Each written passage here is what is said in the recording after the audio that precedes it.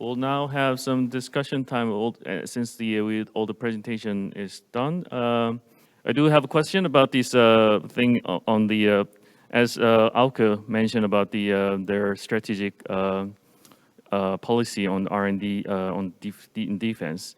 I found it is quite interesting to see the energy transition or societal demand is also applied in this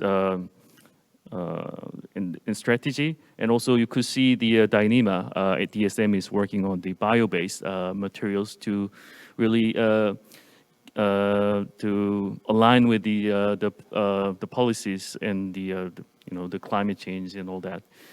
So my question is to the Korean side, to DAPA or ADD.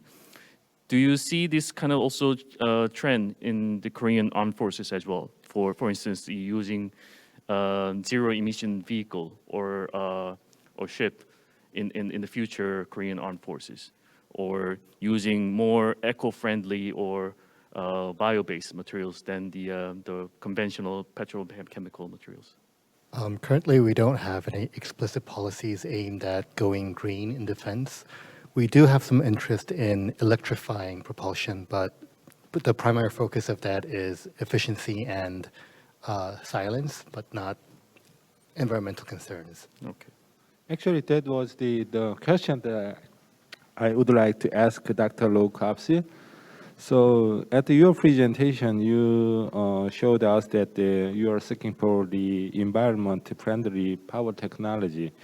So my question is, what was the driving force? It is purely by the environmental reason, or that requirement from the other? Do you have other reason to pursuing to develop such a technology? Yes, the answer would be that we have a unit which is studying these kind of subjects in general. So not only for the defense research, but also for use for the government and the Dutch citizens, looking into solar, different energy types, also nuclear power. But since recently also our MOD has gotten, as Mr. Venema indicated, quite a growing interest in energy transition, getting less dependent on fossil fuels. So from that side, we now try to translate also this civil knowledge into the defense domain, and looking what aspects and technologies are the most promising for military purpose. Let's say on static energy provision, like in the Netherlands, but also if you are out of area and you have to build camps, it's very important to have the availability also on alternative power and energy. So in my opinion, in Korea is well advanced in the battery or fuel cell technology, which can enable actually some of the challenges the Dutch defense industry has. So I think this is some good collaboration topic for both countries, I think. I mean, in general, but also for the defense purpose, I think. And also, I have a question about the local production issue.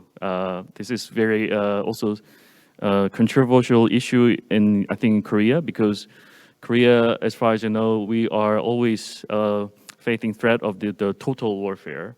So the production in Korea has been always a key factor for deciding the procuring the systems.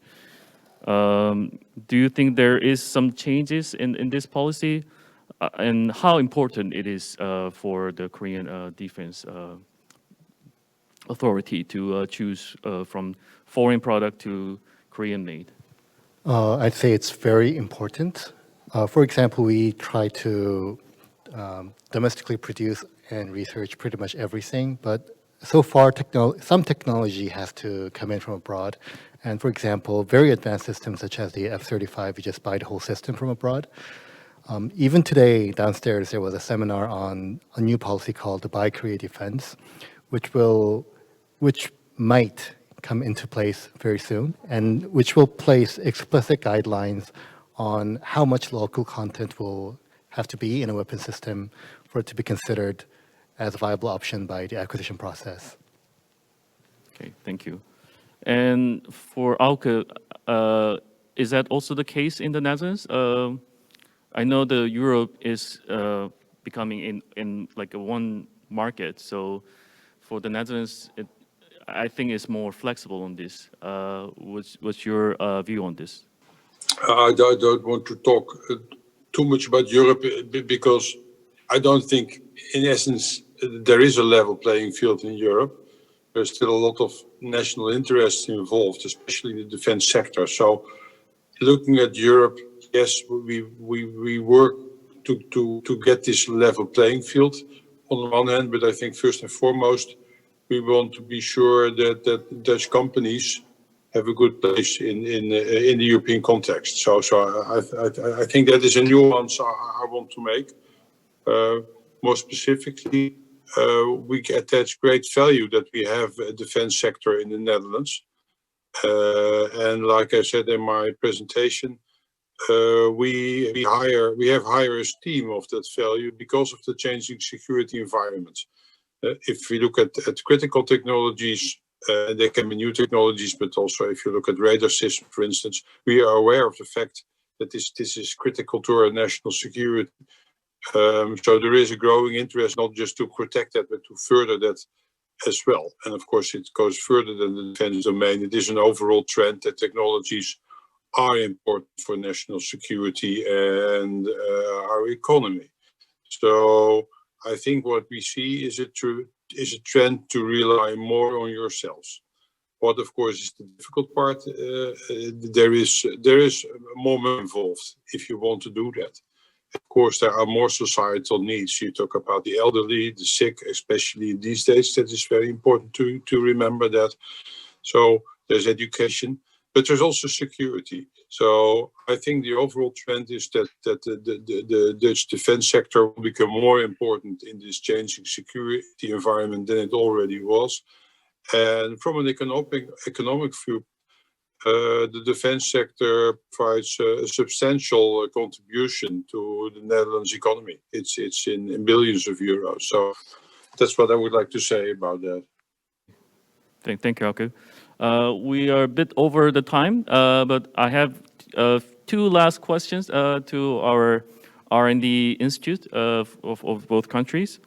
For ADD, you have this deep relationship with TNO and NOR, and now you're establishing a relationship with the Marine. For Dutch companies, do you think it's to collaborate with ADD? Should they co-work with these Dutch Research Institute to make a sort of joint proposal to you? How should they approach to you? So if one of the Dutch company to cooperate with the ADD or the Korean company, the answer is yes. So simply, but there is some technical problem to have to resolve. So basically, the ADD is the government R&D institute, and we believe that the TNO, Marine, and NR is also the government R&D institute. So we have under the government MOU, umbrella of the government MOU, there is no problem to cooperate directly with this kind of government R&D institute. But if there is the commercial company want to join, then I believe that it is better to cooperate with business to B2B level. So basically, Korea company also participate in that kind of cooperation, and the Dutch company is finding the partner like the TNO. Then under the government MOU, we can cooperate. Okay. So their Korean entity it's better to be involved in that sort of consortium or the project. Okay, thank you. It's clear. How about TNO? If the Korean company want to work with you, how should be the process?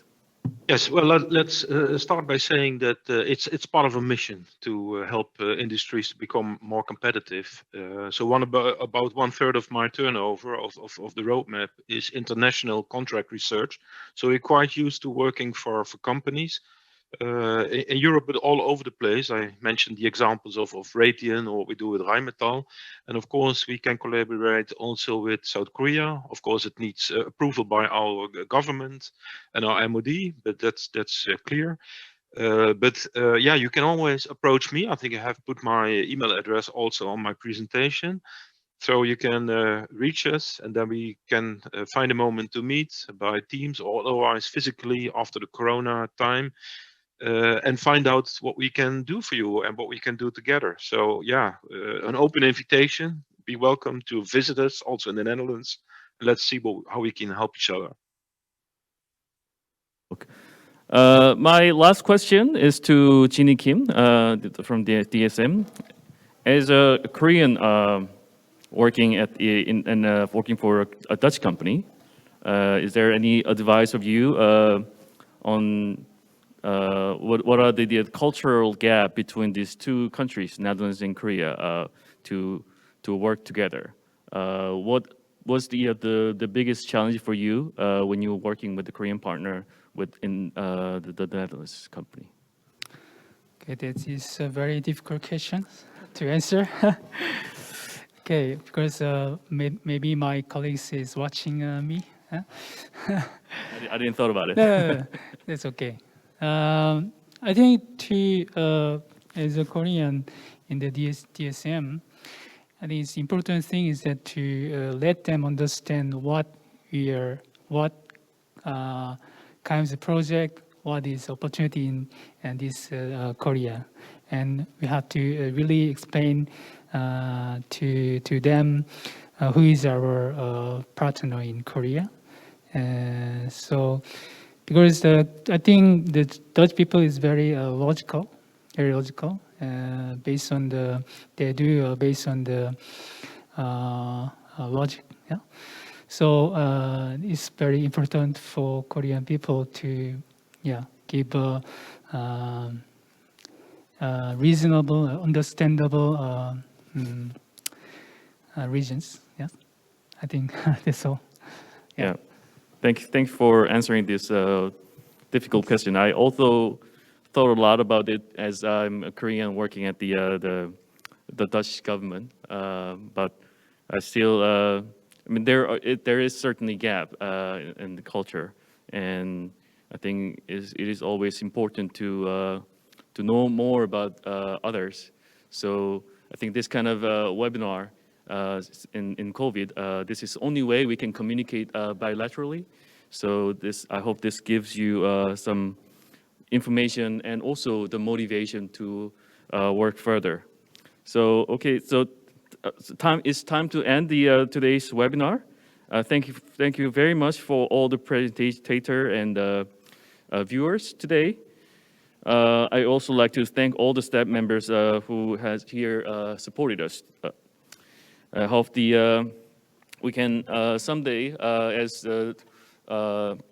Mr. Ron Lucas mentioned, we can go to the Netherlands and meet Guus Hiddink also, and then we can meet you in person. Also, I hope the Dutch companies can come to Korea in next year.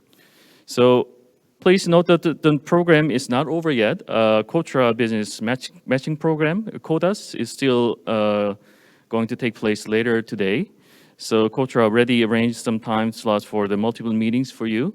So I look forward to hearing the result next week. Once again, thank you all for watching, and I hope to see you soon. Thank you. Bye-bye.